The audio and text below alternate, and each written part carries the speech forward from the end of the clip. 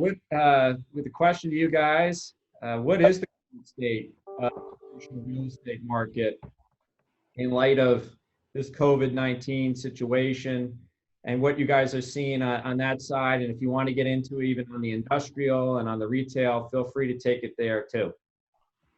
Well, Paul and Alex, thank you very much for inviting Mike and I, as well as obviously Cushman Wakefield. It was a pleasure working on behalf of the WIS executive team on your relocation from Livingston to Florham Park. Your first-class outfit. I recommend you highly to some of my clients.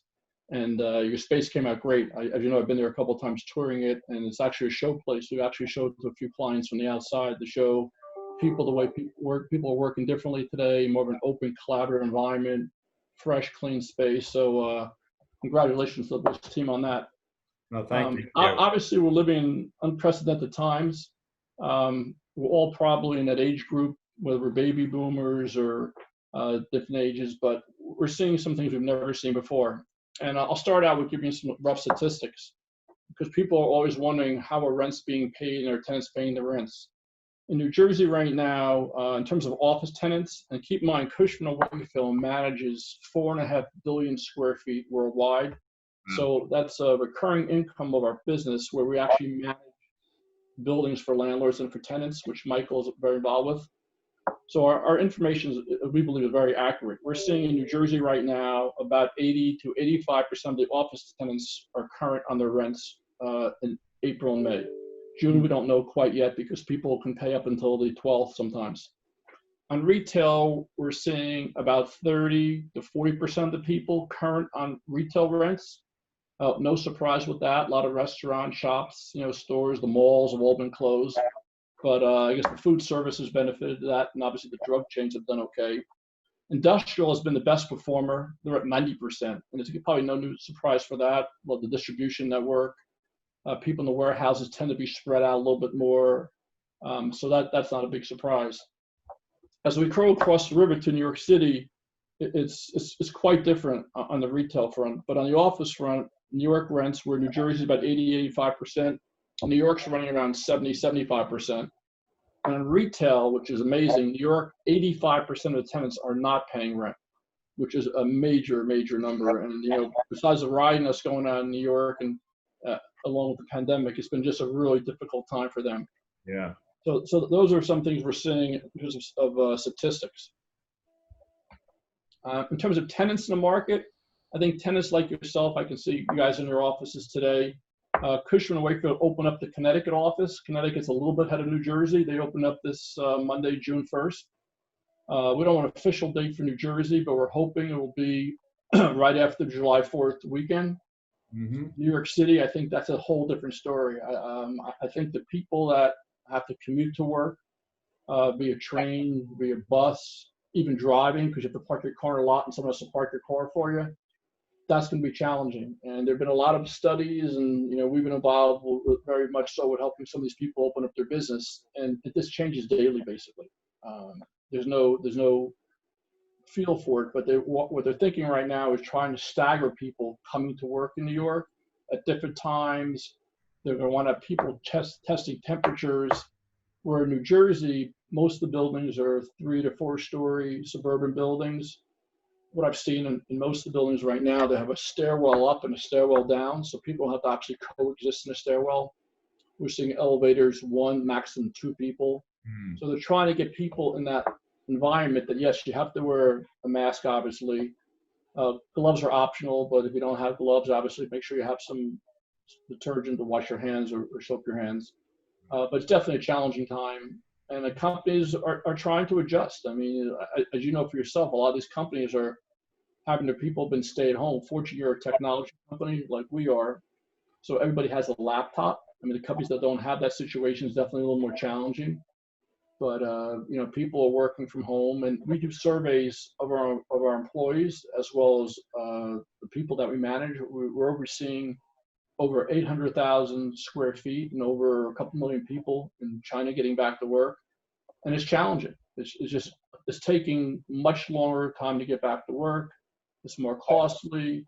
So Mike, maybe you might want to touch on a couple things that you're seeing on your side about the companies adjusting. As listen, I think everyone's been, obviously operating with a skeleton staff for, the last several months. I do see people now starting to prepare. We're seeing more and more people coming into the office. I see it in my own office. I'll go in once a week. I see many more cars in the parking lot. People are, many more people are a little more comfortable about going back into the office. I think Mark's absolutely right. I think, you'll see a difference between how people adjust in the suburbs versus the cities. People are going to be much more willing to go back to work sooner in the suburbs than Manhattan and other urban markets. But again, I think people are preparing in very similar. I think there's a lot of information out there. People have been doing their research. They're preparing for what they need to do to adjust to this new sort of phase of life, we'll call it, for lack of a better term. But things are going to be different at least for a time being. We don't know how permanent it's going to be. We're very leery about advising people to make dramatic changes to their environments and their offices because we think that this is not going to be a permanent change. We believe that things will return to normal at some point in the near future. So we're not suggesting that people get rid of all their furniture and replace it with high panel workstations and change their office layouts because we do believe that this is a temporary situation. So I think people will be getting back slowly, taking their time. People aren't rushing to come back, but I do think people in general, companies and employees, are anxious to get back to normalcy. Yeah, I agree with that, Mike. That's a good observation. I was talking to a couple of our employees this morning about that, and how they just want to get back and be with their coworkers and spend some time. But it's interesting. We're having a conversation about sort of that work from home culture is at this point, I think, with the pandemic, has kind of been totally busted up. Where maybe some of the older folk would say that, certain employees are working from home too much. But now I think we could, really have the best of both worlds because, I think it's now going to be more acceptable to work from home and then also be able to touch base in the office a few days a week. And then, like we were talking earlier about, the just sort of the 3-hour commutes and where that's at. So that's a good observation. Yeah, so some of the other dynamics we're dealing with, our company actually asks each person individually if they feel comfortable coming back to work. Obviously with HIPAA laws and some of the things out there to be very careful. But some of the things where you have to adjust with two parents that are working now, their kids are in school, how do you take care of who's going to help the kids with the classes, teaching them? Most of the camps, at least the sleepaway camps, have been canceled. So what are the summertime activities out there for these kids? So I think it's a very big adjustment for families, and that's why I think residentially we're going to see a real push of people from Manhattan, especially kind of the 35 to 45 with 1 or 2 kids living in a 1 or 2 bedroom apartment, paying New York rents right now. I think we're going to see a push on the residential side. As a company, we manage residential. We don't broker residential, but the people I talk to in town, I think selfishly for people our age and well within a few years of each other, we're going to get in our car, we're going to drive to the office, we're going to park the car, put a mask on, either gloves or not gloves. We're going to go upstairs, the stairs most likely, on one side up, one side down.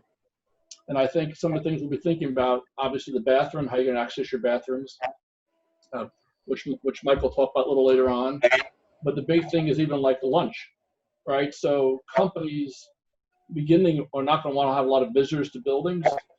So does that mean when you order in, they're not going to let you bring the food up to your floor? That means somebody from your office has to go down and get the food, or go down to the cafeteria and get food to people.